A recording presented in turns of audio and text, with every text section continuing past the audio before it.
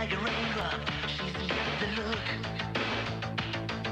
Heavenly bound, 'cause heaven's got a number when she's spinning me around. Kissing is a color, a loving is a wild dog. She's got the look. She's got the look. She's got the look. She's got the look. What in the world can make a brown-eyed girl turn blue? When everything I'll ever do, I do for you. And I go la la la la la. She's got the look. Fire in the eyes, naked to the bone as a lover's disguise. Banging on the head drum, shaking like a mad bull. She's got the look. Swaying through the band, moving like a hammer. She's a miracle man. Loving is the ocean, kissing is the wasteland. She's got the look. She's got the look. She's got the look. She's got the look. What in the world can make a brown-eyed girl turn blue? When everything I'll ever do, I do for you. And I go la la la la la. She's got the look.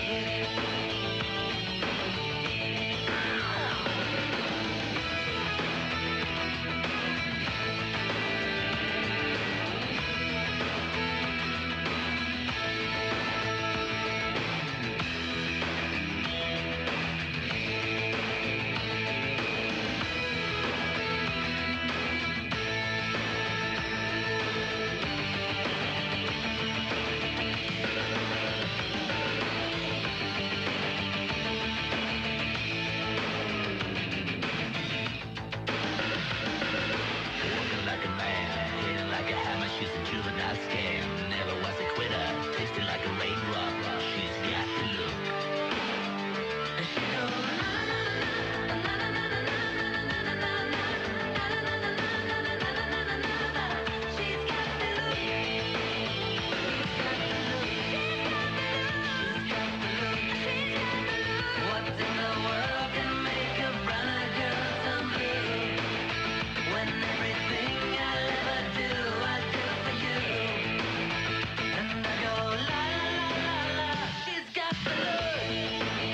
What in the world can make you blue? When WJZM Radio, Clarksville, Tennessee.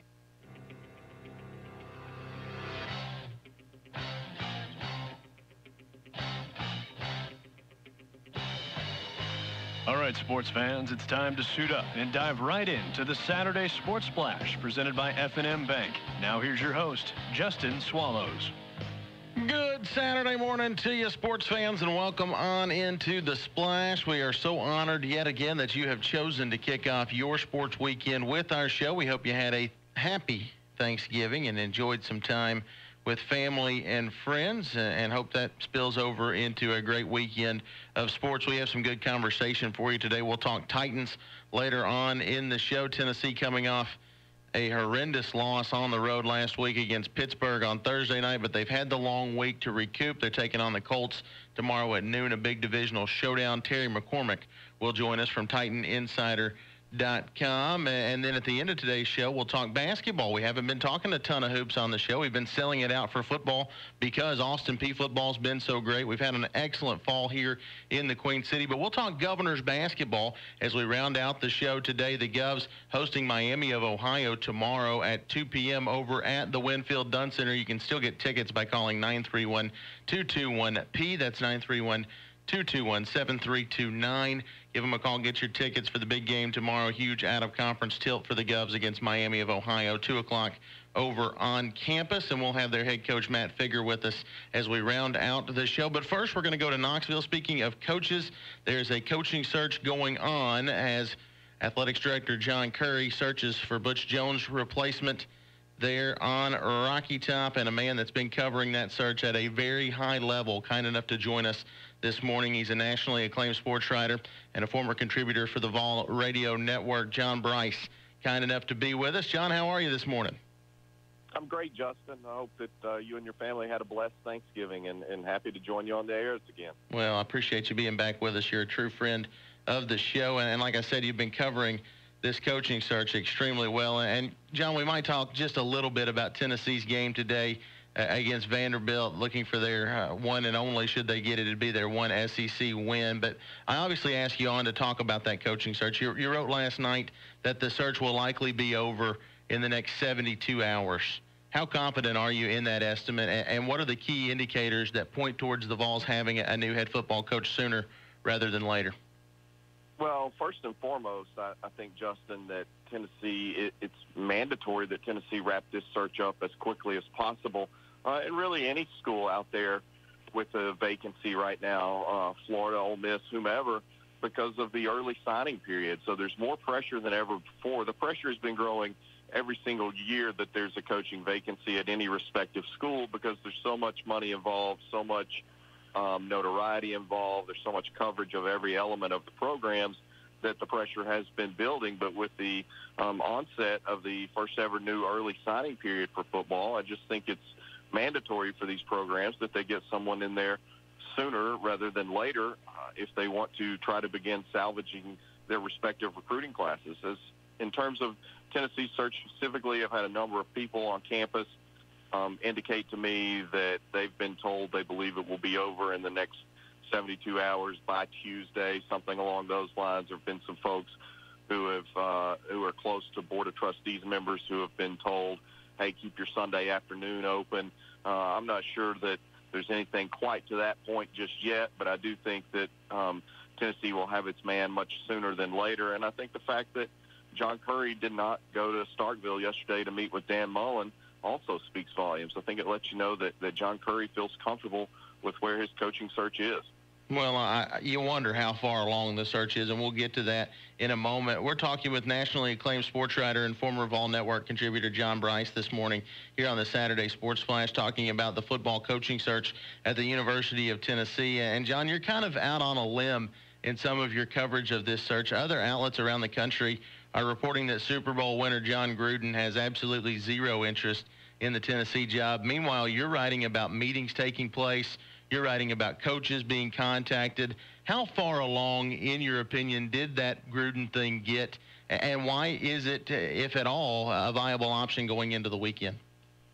Well, I think in the past his name has always been linked to the Tennessee job, and I've never given it any serious consideration because I don't think that John Gruden has given it much serious consideration. I do think the Tennessee job is better right now than it has been the last couple of times that it has come open. And that is credit to Butch Jones and company, and especially credit to Dr. Joe Scoggin, who runs Tennessee's academic athletics support center and has Tennessee's APR scores in fantastic shape. So I do think, and money is better at Tennessee. When Dave Hart took over the athletics program, the Vols had about $1.5 million sitting in the bank, in their athletics bank, and now they're up around $20 million, maybe $22 million.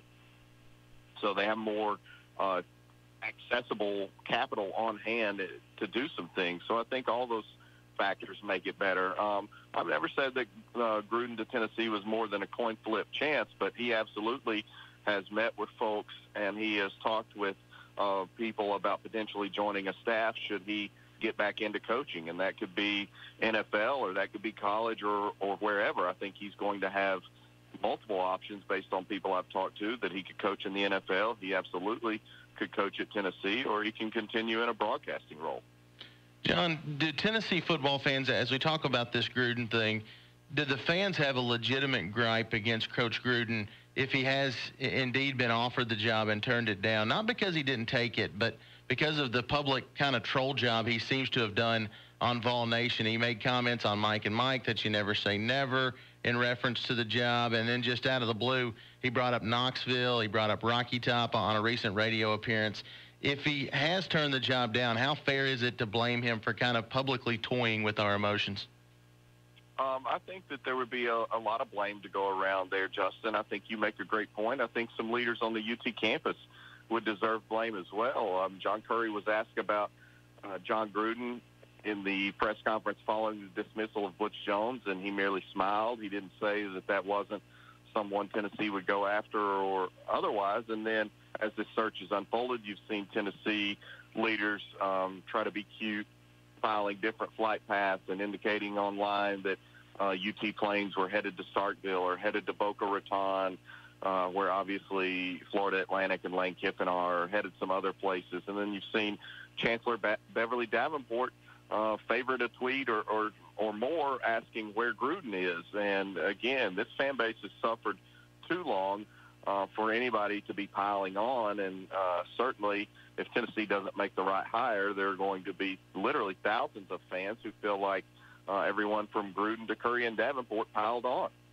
His latest piece is online at gridironnow.com. You can also check him out on JohnBryceViewsFromTheTop.com. He's a nationally acclaimed sports writer, former Vol Network contributor John Bryce. He's done a sensational job covering this University of Tennessee football coaching search, and we are proud to have him as a guest this morning in the Saturday Sports Splash. John, as we talk about fans, I was wondering how you think coaches around the country perceive the passion that exists around the University of Tennessee. I think back to former Vols head basketball coach Conzo Martin, who had such an issue with that constant expectation level that he left town after being offered a raise and an extension.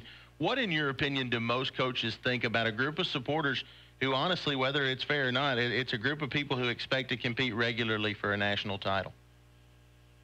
I think the perception out there, and I've talked with a number of coaches and personnel from different SEC schools and different colleges, and I think the perception out there is that UT is a very good job, but it is also incredible pressure. And I think people realize that. I think that Tennessee football is covered as intensely, if not more so, than any professional sporting team out there, save for maybe the New York squads or the LA Lakers, something along those lines. I think that there's a huge media contingent. Everything that pertains to UT football is news, and you have to be comfortable with that if you're going to be in that head chair. But football coaches, by and large, are a very confident bunch, and they all believe that they can succeed maybe where somebody else did not. So I think football coaches look at Tennessee's facilities, look at the resources, and look at the fan base and the tradition all as a total package, that it is a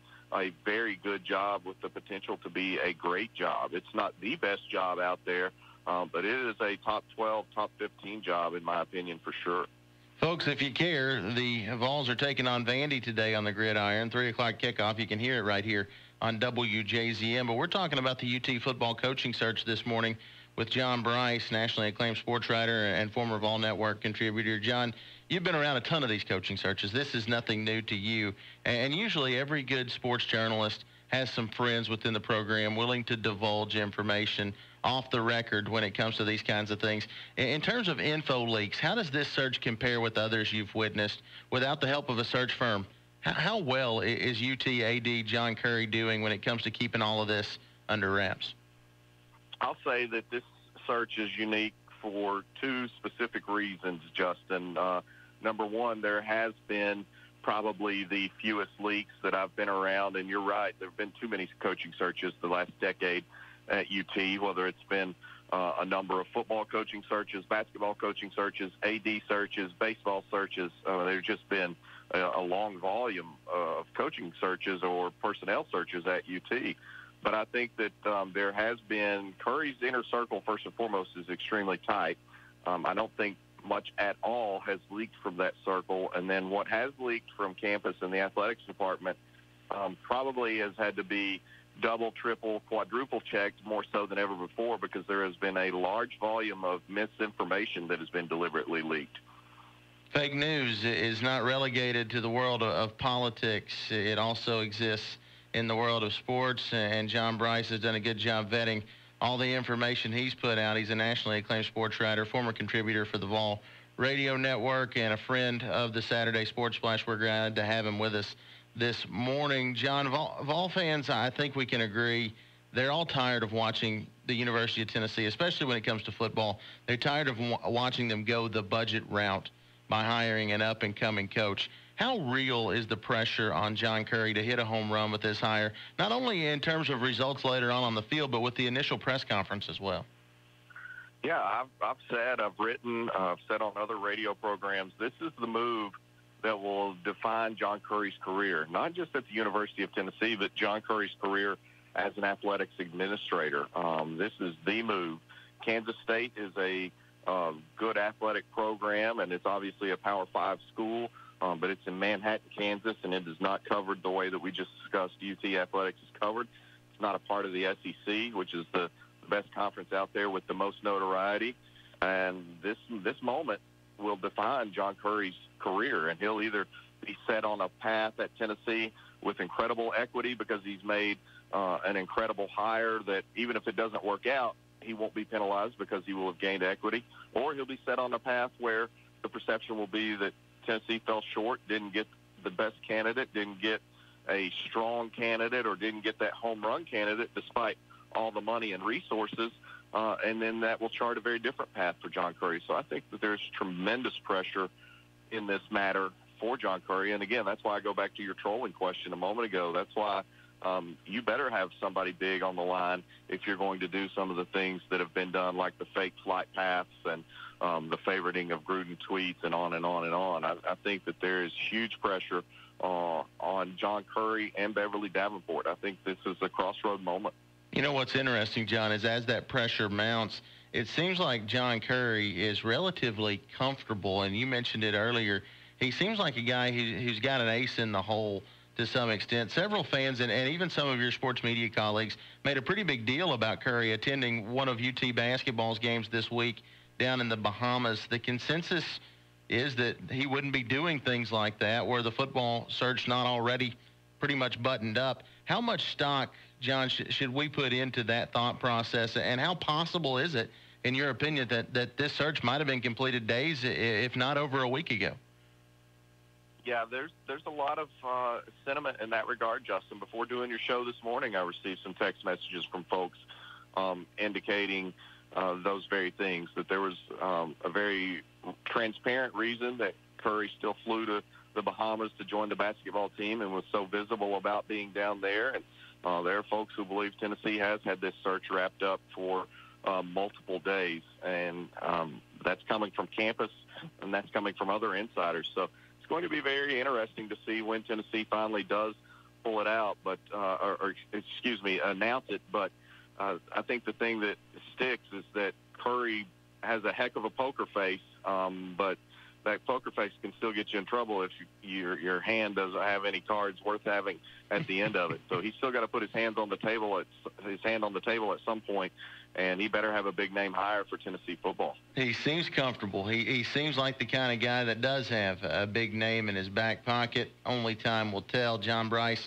our guest this morning here in the Saturday Sports Flash, a nationally acclaimed writer and former Vol Network contributor. John, I mentioned winning the press conference just a moment ago, and I want to further that just a little bit because I know how well you in specific are connected with the UT fan base.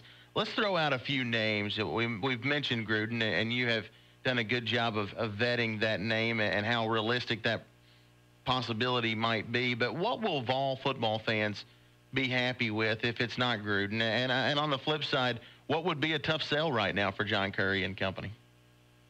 Well, I think a guy like Chris Peterson at Washington would be somebody that the fan base would wholly embrace. I don't think that the fan base would wholly embrace a Dan Mullen, nor do I think so in regards to a Greg Schiano whatsoever. I think Scott Frost would be more embraced than many others. I think that when you talk about dark horse candidates, Frost is in that mix. I think Oregon's Willie Taggart is in that mix. I wouldn't say that Taggart would be an instant home run perception from the fan base, but I think a lot of people would be very encouraged by Taggart. I think that early on there was a little bit of interest in James Franklin. I don't know how realistic that is whatsoever. I talked to somebody yesterday in the business of college football who indicated he thought that Franklin was willing to listen to teams that came after him, at least to explore. So I think a guy like James Franklin or someone of that ilk would be incredibly well received by the fan base.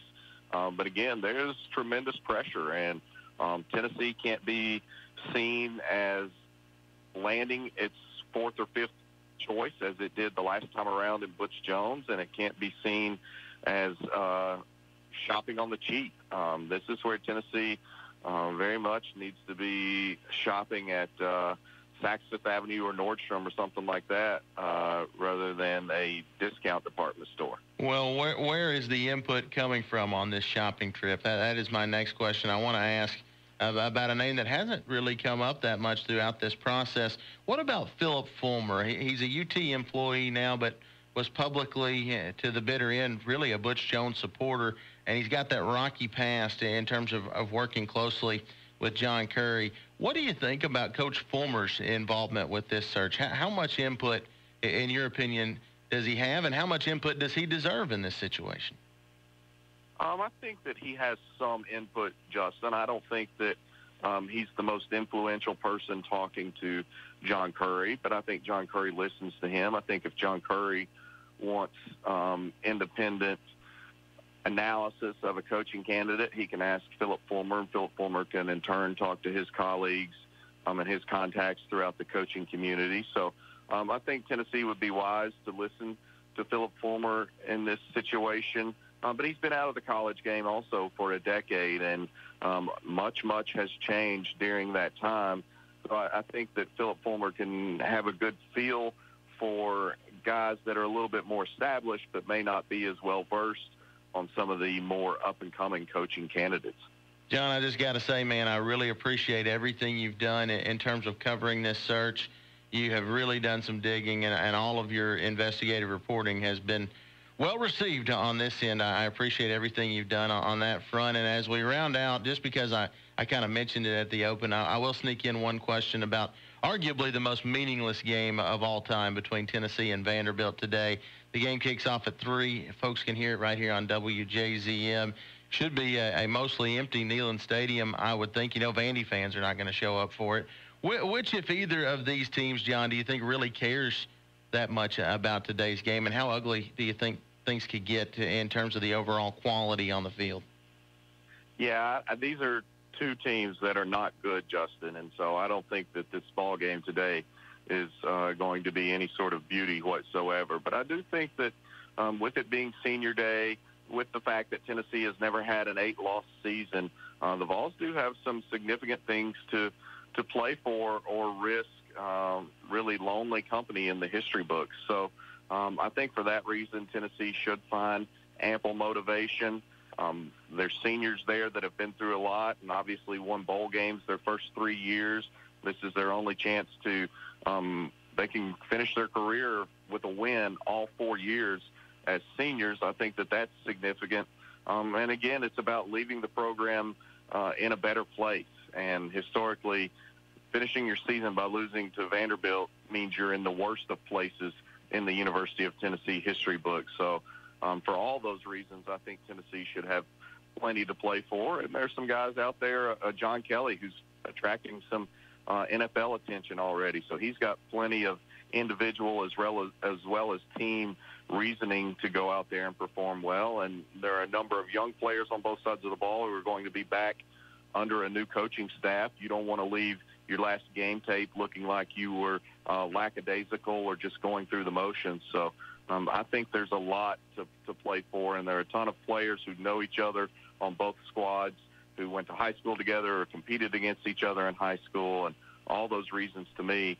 I think there's some bad blood in this rivalry. I wouldn't be surprised to see some scuffling today, but I don't think it will be pretty football, but I think Tennessee has a lot to play for. It'll be interesting to see just how high level that competition gets today. Speaking of high level, John, again, I think you've been at the forefront of this UT coaching search, and I appreciate what you've done. As news breaks, and you're saying you think it will within the next 2 or 3 days, where can folks find it from you? Well, I have begun contributing to gridironnow.com. Really appreciate that opportunity. I've got my website that you referred to, Bryce's Views from the Top, and then my Twitter is at John D. Bryce 1. And quickly on the way out here, I want to give a huge shout out to Coach Ashford at Austin Peay, the quarterback's coach there, and a longtime friend of mine. Austin Peay had a fantastic season. Unfortunate that they're not in the playoffs today, but there's a lot of great coaches on Will Healy's staff, and Coach Ashford is at the top of the list. And then another close friend of mine there on the Austin Peay campus is Chris Phillips, and his son Parker Phillips is the freshman All-American baseball player for Austin Peay. So a lot of great people in your community, Justin, and I know a lot of them tune in. I hope they're listening this morning, and I hope they all had great Thanksgivings. We appreciate that shout-out to the governors and the kind words about the football program across town. Chris, keep covering the program across the state, and we'll be watching, my friend. All right. Thanks, Justin. John Bryce, kind enough to join us this morning here on the Saturday Sports Splash. We greatly appreciate him. He's a true friend of our show and has done a sensational job. I can't say it enough. He has done a phenomenal job covering the Tennessee football coaching search. I trust the guy. Like I said, he's a friend of our show, and I trust his opinion when it comes to what's going on, and he seems to be leaning still. He didn't do anything today to dissuade us from thinking that John Gruden could be Tennessee's next head football coach. Could it all be over in the next few days? Only time will tell. We'll be watching. John Bryce will do an excellent job covering that. Of course, a nationally acclaimed sports writer and former Vol Network contributor. We're always glad to have him on the show. Speaking of friends of the show, we've got another one coming up next. Terry McCormick is going to join us from TitanInsider.com as we talk about the men in two-tone blue. The Titans are coming off a bone-crushing loss. They got absolutely rattled on a Thursday night last week in Pittsburgh. We're hoping things change as they get set to take on the Indianapolis Colts. They've lost 9 straight in Indy. Will all of that change tomorrow? Terry McCormick joins us next here in the Saturday Sports Splash. Ever lost or misplaced your debit card? Now, before that happens, download the Card Valet mobile app. With it, you can turn your F&M debit card on and off, establish when, where, and how it is used, and much more. And best of all, it's free from F&M Bank. Member FDIC. Looking to catch the big game with a group of friends? Do it O'Neill style. Want to see a great live band rock the stage? Do it O'Neill style. Hungry for a great meal or just thirsty for an icy cold draft beer? Get them O'Neill style at O'Neill's Bar and Grill, a genuinely great American sports bar. They've got wall-to-wall TVs, huge selections behind the bar, and a menu that obliterates the average pub fare. Clarksville's best times take place at O'Neill's Bar and Grill, located at 1979 Madison Street in Midtown. Jackson's Body Shop, downtown. Jackson's Body Shop, downtown. It's your car, it's your voice. Jackson's Body Shop, the best choice. Dents, dings, major body repair. A pre-loaner car, 'cause we really care. Jackson's Body Shop, downtown. Jackson's Body Shop, downtown. Call 647-6989 or Jackson's. There's finally a stress-free, no-risk way to buy a new mattress thanks to Beds Express. With their Triple Z guarantee, there's literally no way you can go wrong. Don't waste another night tossing and turning on your old, worn-out bed. Dive into affordable comfort at Beds Express in Clarksville at 1767 Wilma Rudolph Boulevard, Bellevue at 7643 Highway 70 South, and in Murfreesboro at 2222 Medical Center Parkway. Beds Express, Middle Tennessee's better sleep solution. When's the last time you ate somewhere that uses real ingredients and makes everything from scratch? If it's been too long, you should head over to the Lunchbox at 2124 Woodlawn Road. They're serving daily barbecue plates featuring everything from smoked chicken to baby back ribs. The Lunchbox menu also features the best hamburgers and all-beef hot dogs around, served on freshly baked homemade buns. Save room for dessert because they've got hand-dipped ice cream and milkshakes too at the Lunchbox, just off from Highway 79 at 2124 Woodlawn Road. WJZM Radio, Clarksville, Tennessee. The Tennessee Titans are currently in second place in the AFC South, but coming off an incredibly tough loss just a week ago, a little over a week ago. A Thursday night loss in Pittsburgh. They hung on for 3 quarters. They were in the ball game and then got throttled in the fourth and final stanza, 40-17. The final in that one up in the Steel City, and the Titans will head to Indianapolis to take on the Colts tomorrow at noon. Joining us to talk about the men in two-tone blue, the guy that covers them as well as anybody, Terry McCormick from TitanInsider.com. He's been following the Titans since 1997 and following a rare good season for him so far this year. Terry, how are you this morning? I'm doing well. How are you guys? Doing great, and like I said, to the highest extent, so far so good this season for the Titans until last week at Pittsburgh. What happened up there, and why shouldn't we panic, Terry, about Marcus Mariota? He threw those 4 interceptions, and it seems like all year long he's been trying to squeeze the ball into double and triple coverages. At what point do we as fans, and you even as a media member, start to seriously question his decision-making ability? Well, I think, as far as Marcus goes, there were some games where he didn't have his mobility, and that's a big part of what he does. That's a big part of how he plays the game. And I think the other night in Pittsburgh, it was just a simple fact that, when you turn the ball over 4 times and you drop a wide-open touchdown and, you have defensive lapses and things like that, you can't do that against a good team. You might get away with that against the Cincinnati Bengals or the Cleveland Browns, but you won't get away with it against the Pittsburgh Steelers. And as far as Marcus goes, I think, for some reason, it just hasn't clicked for him this year. He came off a really good season last year. I think some of it really has to do with he spent his entire offseason rehabbing the leg injury as opposed to getting ready and, getting everything on the go for this season. And so I think that kind of set him behind a little bit. So, maybe, now that they're headed into the final few games of the season, they're hopeful that he can kind of get on some kind of roll and maybe get things corrected here. But, so far, it's been kind of a disappointing year for Marcus Mariota, at least not only numbers-wise, but kind of performance-wise, although, the team is 6-4, so I guess that's, all you can ask, even though, they have been blown out a couple times in Boston. Yeah, that's exactly right. A couple of blowout losses this year for the Titans, and you hope they're done with that. We would all like to see Marcus Mariota get on a roll down the season's home stretch. Terry McCormick with us this morning from TitanInsider.com as the Titans get set to take on the Colts tomorrow at noon. As we talk about the Titans' offense, Terry, and we talk about their struggles, one of the problems is they don't have the running game anymore to fall back on. All of a sudden, there's not much smash left in that exotic smash mouth offense the Titans were trying to be known for. They rushed for a whopping 52 yards against the Steelers. What is your diagnosis on how to fix the suddenly stalled rushing attack of the Titans?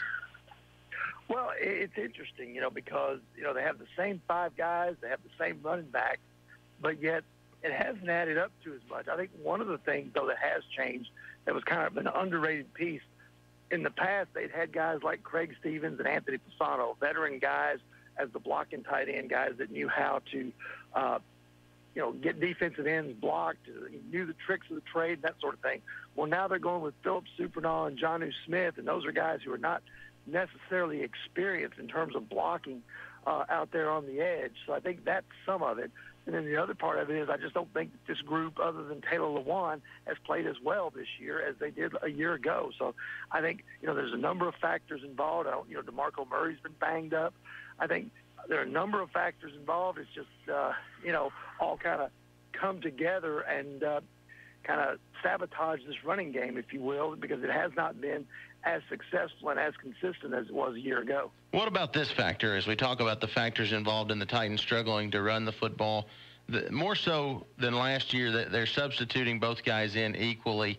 Is there anything, in your opinion, to be said for sticking with one back versus all of that changing in and out? What, if anything, would you say the Titans are missing out on not allowing, whether it be DeMarco Murray or Derrick Henry, not allowing one back to really get into a rhythm?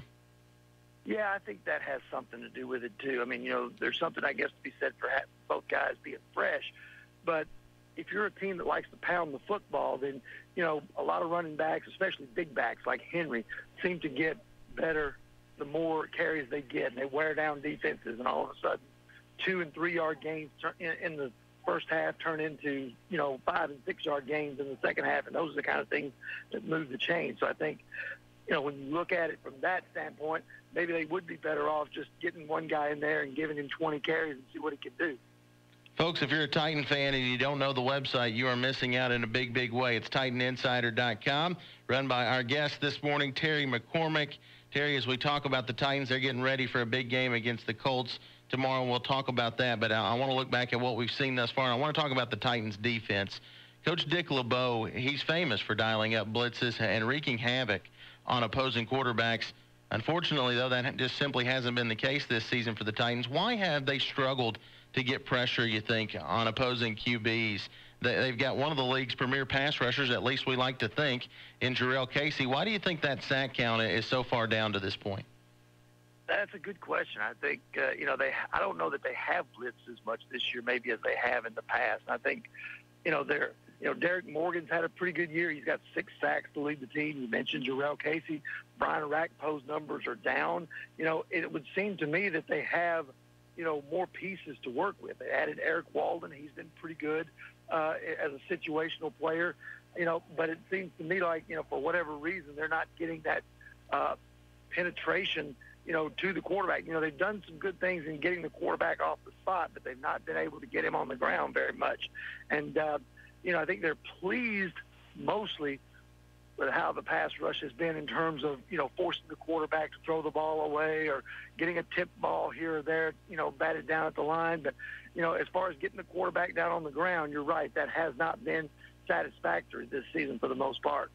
The Titans are at Indianapolis tomorrow. It's a noon battle with the Colts, and we're all wondering, Terry, if that mental monkey is really off from Tennessee's back going into today. The Titans snapped an 11-game losing streak against Indianapolis last month with a 36-22 Monday night win in Nashville, but they've still lost 9 straight games in Indianapolis, 9 straight games at Lucas Oil Stadium. How much credence do you give to that mental aspect for the Titans against the Colts in specific? And if that isn't an issue, why would you say they've struggled so mightily over time, over a long stretch of time now against Indianapolis? Well, in most of those years, the Colts either had Peyton Manning or Andrew Luck at quarterback, so they had a decisive advantage over the Titans since Lucas Oil Stadium is open. That said, the Titans should have the decisive advantage this time around. The Colts are going to be playing Jacoby Brissett, who has improved, but he's still, he's not in Andrew Luck's class, or he's not in Peyton Manning's class, certainly. And I think, but it's like anything, it can become a mental hurdle, and I think, the Titans are going to have to overcome that mental hurdle of knowing that they've not ever won at Lucas Oil Stadium. I think, to me, that's that's the big thing right there with them. They've got to, go in there and know that they can win. It's, whenever something goes one way for a long period of time, it's up to whoever it's being done to change it. So it's up to the Titans to go in there. If the Colts are truly, if they're truly past all the mental hurdles and everything that goes with the Colts having, won there at Nissan Stadium earlier in the year, then, they're going to have to go out and prove it on Sunday. Terry, what's the injury report right now on the Titans? I know just about everybody practiced throughout the course of this week, including veteran wideout Harry Douglas. What do you think his immediate future with the team looks like? And will there be any game day scratches tomorrow that might affect things to any extent? Well, the only one is Rashard Matthews, who turned up with a hamstring injury on Thursday. So they held him out yesterday, and they're going to take a look at him again today, and it'll be a game-time decision on Sunday. He said yesterday that he felt pretty good, and we'd have to see, and thought maybe he could give it a go. But they do have Harry Douglas's insurance if they feel like Rashard Matthews can't go. All they have to do is activate him onto the 53-man roster, and he could step in and give them a few snaps in place of Rashard Matthews if that's needed. That'll be interesting. Maybe that's what gets Douglas back onto the roster for the Titans. They were kind of looking for a spot for him, and maybe that would create one at least temporarily. Terry McCormick with us this morning from TitanInsider.com. Tennessee and Indianapolis tomorrow. It's a noon kickoff. You can watch it locally on CBS. And, Terry, I hope a lot of folks will be. I've got a little bit of an axe to grind against the fan base. Tennessee's 6-4. They're in sole possession of second place in the AFC South, and they control their own destiny with the second half of the divisional schedule still out in front of them. Why then does Nashville and the state of Tennessee not seem to be getting behind this team, you think, at a higher rate? Every home game, and I've been to them all this season at Nissan Stadium, you have as well, and it seems like it's almost a neutral site every time they kick it off there. The excuse used to be that the Titans weren't good, and when they got good, everybody would be interested. What is it now? What is the answer? Why aren't people getting behind this team? I don't know. It's a combination of a lot of things. I mean, I think NFL attendance and all is down. Ratings are down for whatever reason. You've got the whole, issue with the national anthem and all that sort of stuff that's rubbed a lot of people the wrong way. And then there are people who just simply, rather than fight the crowds and want to pay $20 to park, a half a mile away and then, stand in line, for the bathroom and for the concessions. And, before all is said and done, in addition to maybe $100 game tickets, you're paying another $100 or $200 in concessions and parking and things like that. There are people who would rather just sit at home and watch it on a 50-inch TV screen and get their beverage of choice from the refrigerator and not have a line at the bathroom. I think that, the NFL has made the product too accessible and too good on TV, and it's affecting the attendance inside the stadium. Well, I know that there are great home fields elsewhere. I know that there is a great home ice advantage for the Nashville Predators right down the road, and it's got me scratching my head, to be honest with you. I just wonder what's going on there, and I wonder why folks aren't getting behind what is our best Titans team in a while. Yeah, it is. I mean, they've been pretty good. Yeah. They've been, better this year, and I thought, like you, I thought the fans would be more excited about this team, but for whatever reason, it's been kind of lackluster at times. Well, we're going to do our small part. We'll keep harping on it on this show throughout the course of this season, whatever difference that'll make. Who knows? Terry McCormick with us from TitanInsider.com. He's been following the Titans since 1997. We've all become accustomed to his coverage. He does an excellent job covering our local NFL team. And, Terry, as we wrap up, we obviously care. We were talking about whether fans care or not. We obviously care here on The Splash, and we'll have our eyes glued on the game tomorrow afternoon up in Indy. What, in your opinion, should we expect? You said the Titans should have the advantage, but they had to come from behind in the second half earlier this season against the Colts. What's your prediction of how things are going to go down tomorrow afternoon? I think it'll be a close game, but, it's the one that the Titans should win and the one that they need to win. The Colts are effectively out of the race. They're just playing for pride. But if you're the Titans and you harbor playoff aspirations, which they surely do, this is the game you got to go up there and you got to win because you're the better team on paper. So I'll say that the Titans will win this game 24-20. All right, man, we hope you are correct. All the pressure on the Titans, you just said it. It's a must-win game for them. For the Colts, it's for nothing but pride. So the pressure is with the Titans as they go to Indianapolis tomorrow and try to win their first ever game inside Lucas Oil Stadium. Terry, I know you'll be with them, and we appreciate what you do, my friend. All right, thanks a lot. Thanks for joining us. Terry McCormick from TitanInsider.com, our guest. Been covering the Titans since 1997. Really, since they got here in Tennessee. He does a sensational job. If you're a Titans fan and you don't know his website, you are missing out in a big, big way. Must win for the Titans as they travel to Indianapolis. Kickoff tomorrow at noon. You can watch it locally on CBS. I know we'll be watching, and we'll be watching in person tomorrow at 2 as the Austin Peay State University Governors host Miami of Ohio on the hardwood. Their head coach will be with us next to talk about the Govs basketball campaign. It's just underway. How are things going for first-year head coach Matt Figger? We'll get his take on it right after this here in this Saturday Sports Splash. Cooking for large groups is exhausting, and it saps the fun out of hosting parties and events. Let your friends at the Lunchbox do the cooking next time with carry-out catering for small family gatherings up to large company outings. Whether you want barbecue and sides, hot dogs and chips, or homemade chili, the Lunchbox has the food for your next party covered. Call them today at 931-802-8227. Or better yet, go sample their extensive menu at 2124 Woodlawn Road. Fresh ingredients become delicious homemade meals at the Lunchbox, Clarksville's new favorite eatery. Ever lost or misplaced your debit card? Now, before that happens, download the Card Valet mobile app. With it, you can turn your F&M debit card on and off, establish when, where, and how it is used, and much more. And best of all, it's free from F&M Bank. Member FDIC. How did you sleep last night? Did you wake up sore or worse yet, still feeling tired? Say goodbye to that constant state of drowsiness with one quick trip to Beds Express. They're fighting sleepless nights one bed at a time, and they're doing so with a trusted staff of comfort experts trained to get you a good night's rest at an affordable price. Go see them at 1767 Wilma Rudolph Boulevard in Clarksville, 7643 Highway 70 South in Bellevue, or at 2222 Medical Center Parkway in Murfreesboro. Visit Beds Express today and sleep well tonight. Jackson's Body Shop downtown. Jackson's Body Shop downtown. It's your car, it's your voice. Jackson's Body Shop, the best choice. Dents, dings,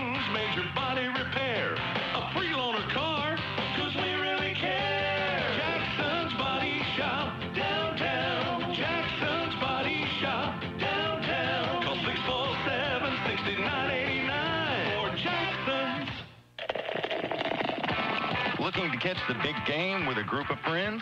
Do it O'Neill style. Want to see a great live band rock the stage? Do it O'Neill style. Hungry for a great meal or just thirsty for an icy cold draft beer? Get them O'Neill style at O'Neill's Bar and Grill, a genuinely great American sports bar. They've got wall-to-wall TVs, huge selections behind the bar, and a menu that obliterates the average pub fare. Clarksville's best times take place at O'Neill's Bar and Grill, located at 1979 Madison Street in Midtown. WJZM Radio, Clarksville, Tennessee. College football season's coming to a close around the country. It is wrapping up, and it's time for us to turn our attention to the hardwood. We've talked very little basketball on this show over the course of the last few weeks, and we're going to talk it right now with the new head basketball coach over at Austin Peay State University. Coach Matt Figger, kind enough to join us ahead of a big non-conference tilt for his team tomorrow against Miami of Ohio. It's a 2 o'clock game over at the P. We hope you'll join us there. But Coach Figger joining us now. Coach, how you doing this morning? I'm doing good. How about yourself? Oh, we're doing awesome, and it's good to be with us. It's good that you could be with us. Your team kicked off the Thanksgiving holiday by making some history on Wednesday afternoon. You put on the first ever Division I college basketball game on post over at Fort Campbell. How did that game come about, Coach, in terms of the decision to give up a home gate and take the show on the road to the troops? And what was the atmosphere like over there in comparison to what you're used to? It's been something that I've been involved with the military, being assistant coach at Kansas State and at South Carolina. We were very heavily involved with Fort Riley and Manhattan and Fort Jackson and Columbia. And we've always talked about it as a staff and about playing a game on a base. And it just seemed like when I got here, it seemed like the pride that the city of Clarksville has in the military and how involved the military is part of everyday life. I felt like it was the right thing to do, and the atmosphere was incredible. And even though it was right before Thanksgiving, where they have a lot of soldiers and personnel that are dismissed for the day, we had a really good crowd, and it was a fun atmosphere. It was a great thing you guys did, and I think it's something the entire community appreciates. Austin Peay's head basketball coach Matt Figger with us this morning here in the Saturday Sports Splash. And, Coach, just wanted to get your assessment on how things are going a couple of weeks into your first season in Clarksville. You've beaten a couple of lower-level programs. You've lost to a couple of high majors, and you had a near miss last Sunday against a possible postseason contender in UNC Asheville. How far is your basketball team right now from where you thought they would be at this point? It's hard to gauge because, I knew the front end, well, not the front end, the whole part of our non-conference schedule is not easy. You want to challenge your players and just the fact that everybody's new. You had to go on the road at Vanderbilt. We fought there and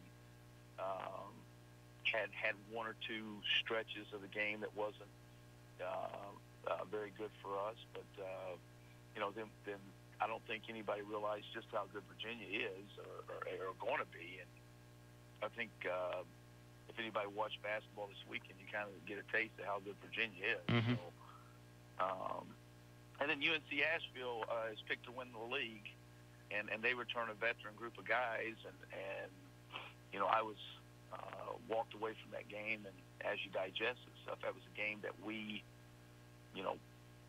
had a lot of opportunities to win, and we didn't do it. And there's some breakdowns with our team, and just in communication. And when you have a young team, one of the areas that you have lack of communication is transition defense, and we're trying to get that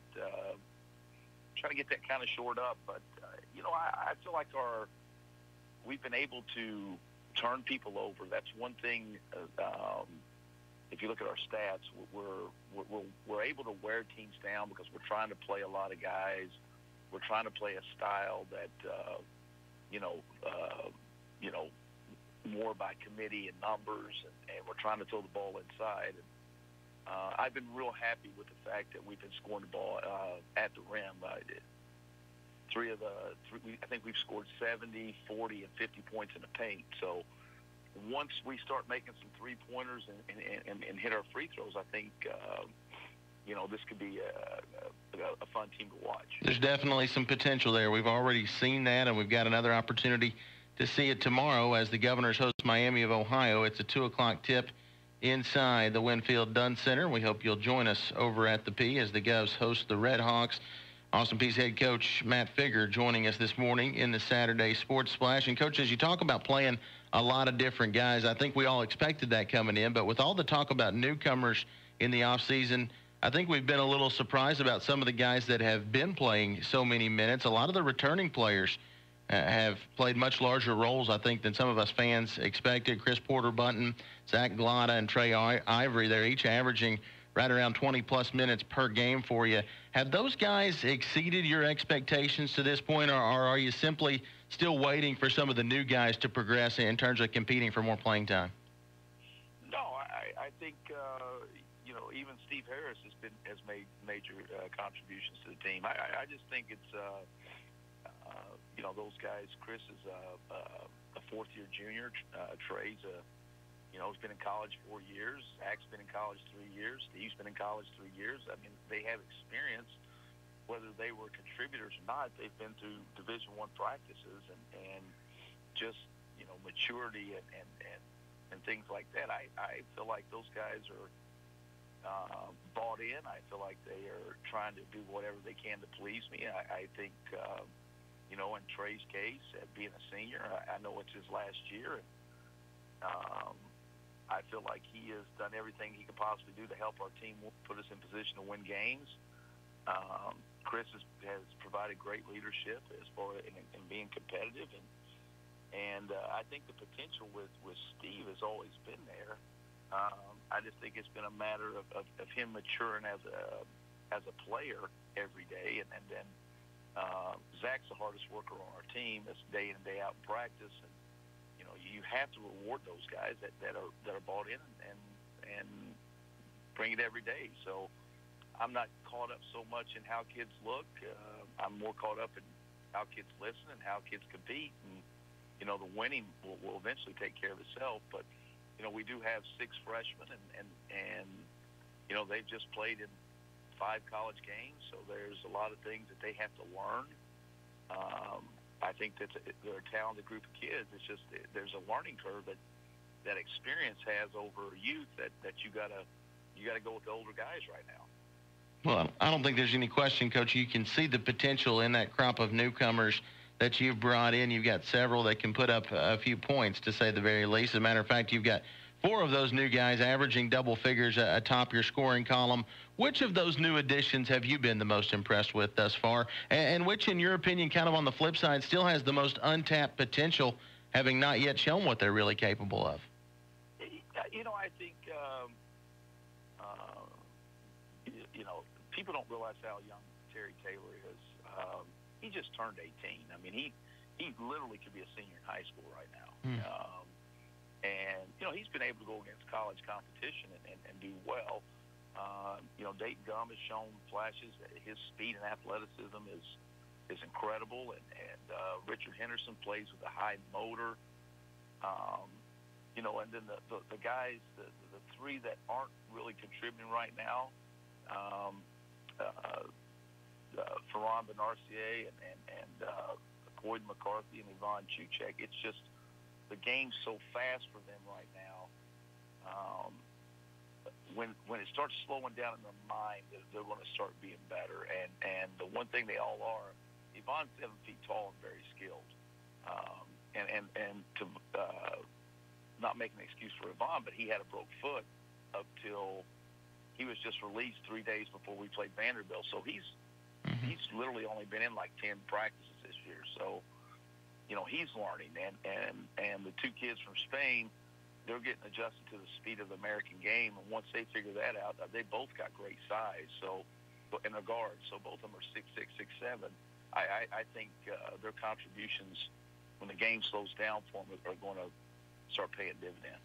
Coach, one of your first additions when you got here, one of the first newcomers for you to pull in was a 5th-year transfer out of South Carolina State, the guard Ed Stevens.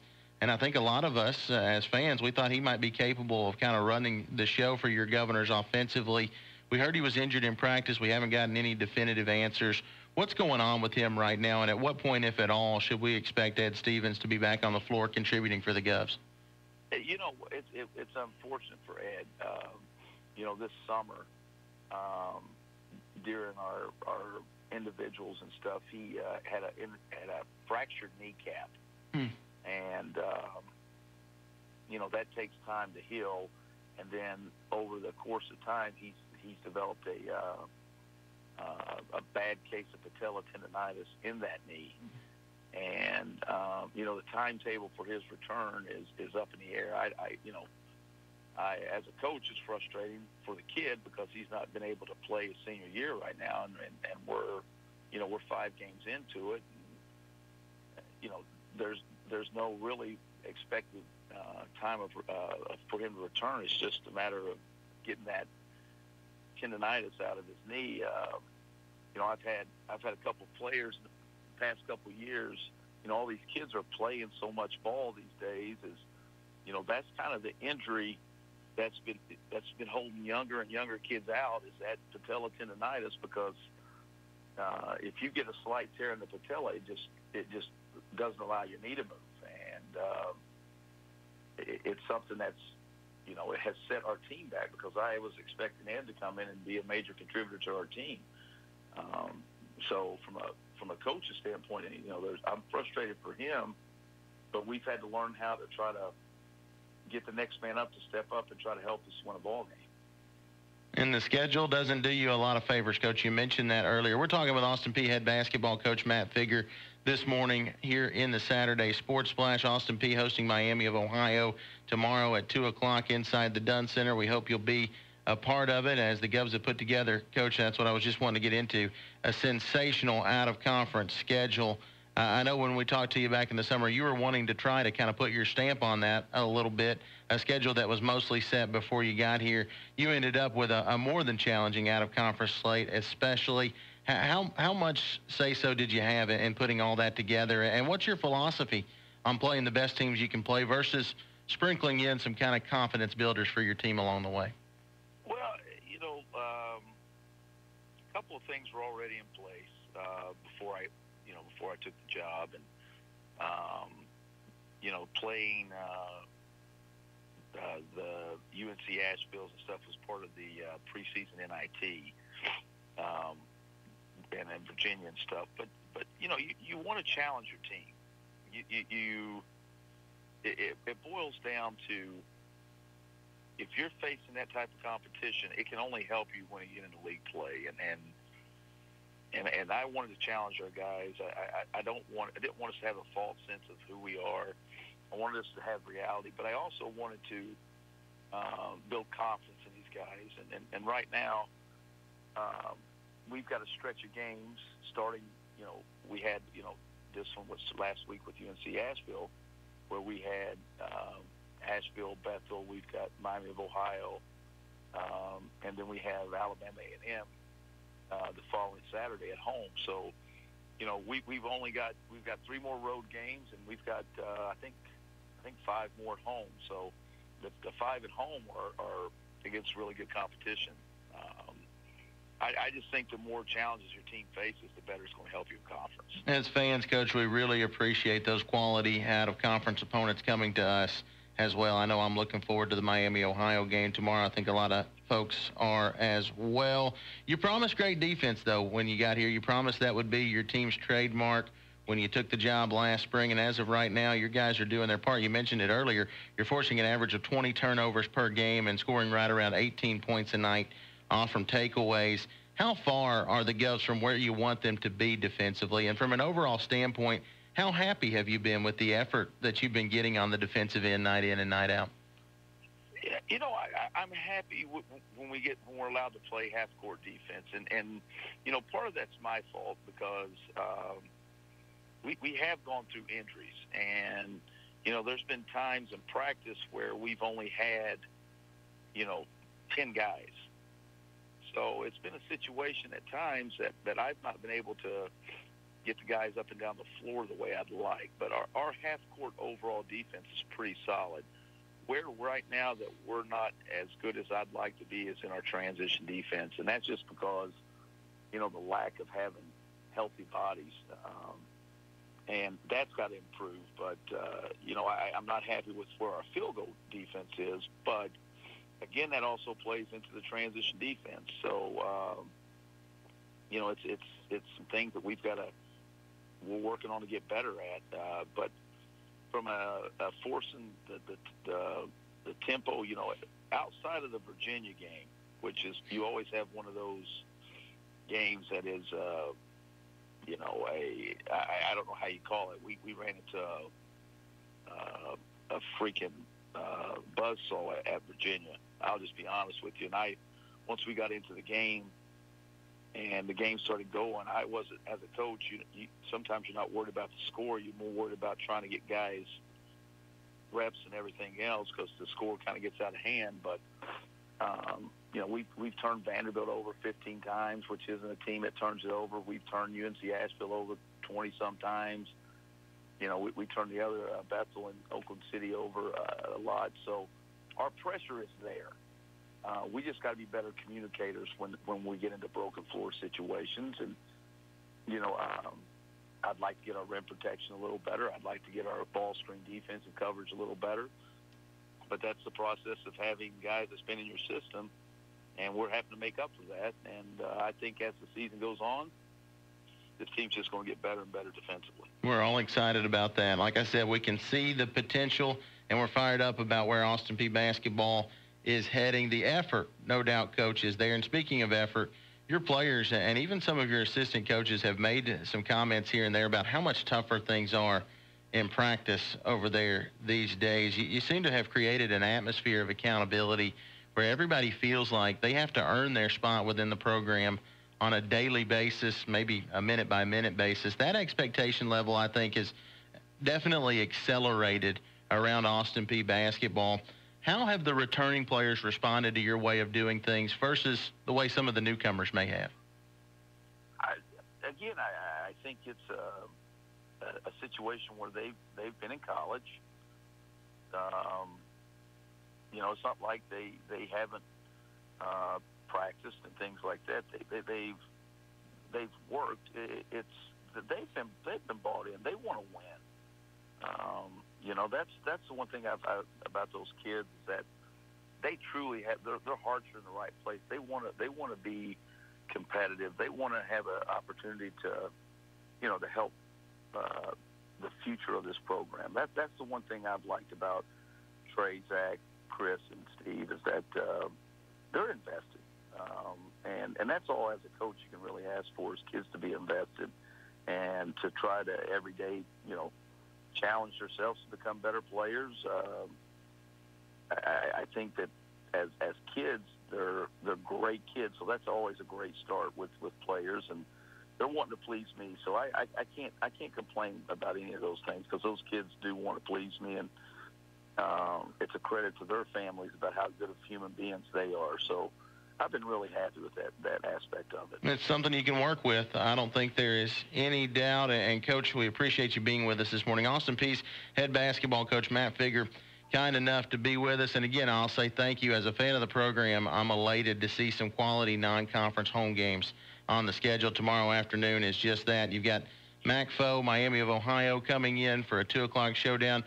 Give us the scouting report before we let you go. What challenges will the Red Hawks bring with them, and what have been some of your coaching points of emphasis heading into that matchup?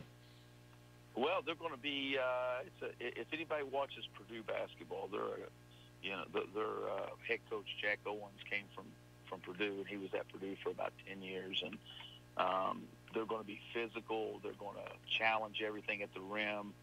They're going to be up in your T-shirt, guarding you man to man. They've got a 6'9" kid that's a senior that's been in the program that is averaging double figures, and they've got a ball hawking point guard that's averaging about 8 assists a game. So they're like us a little bit from the standpoint that they've got some youth that they're depending on, but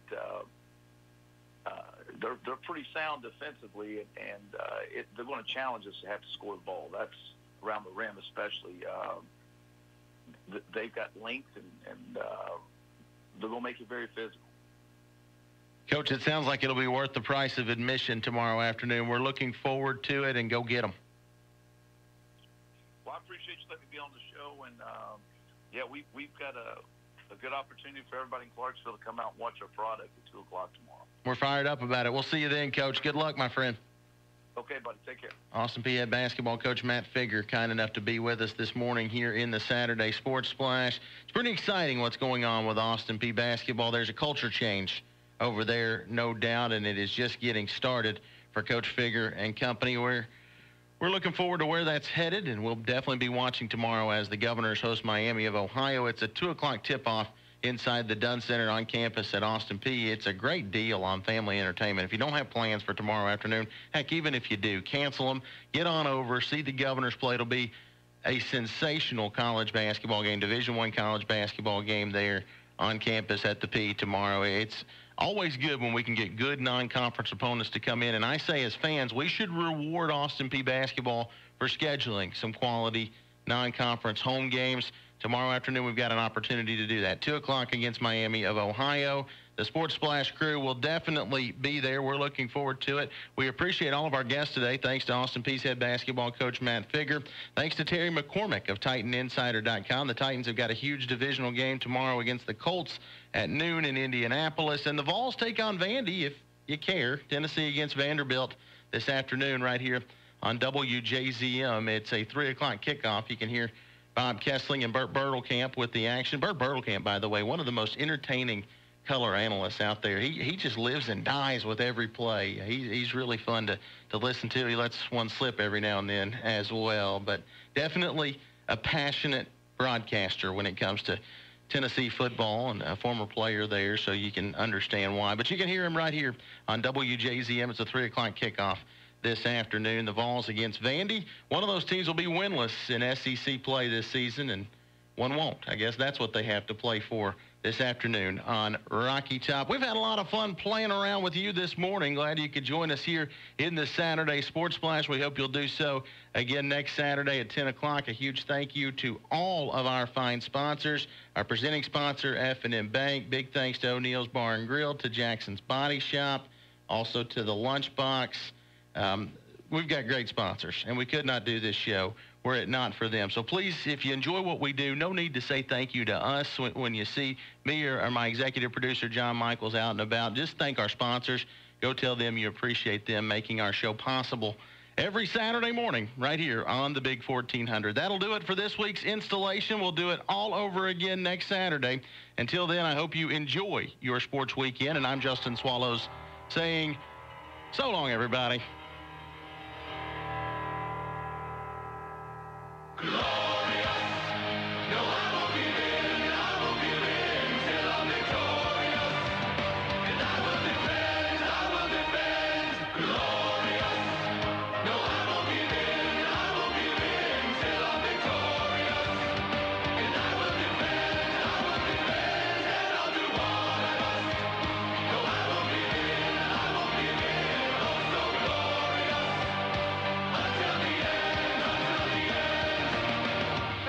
Or misplaced your debit card? Now, before that happens, download the Card Valet mobile app. With it, you can turn your F&M debit card on and off, establish when, where, and how it is used, and much more. And best of all, it's free.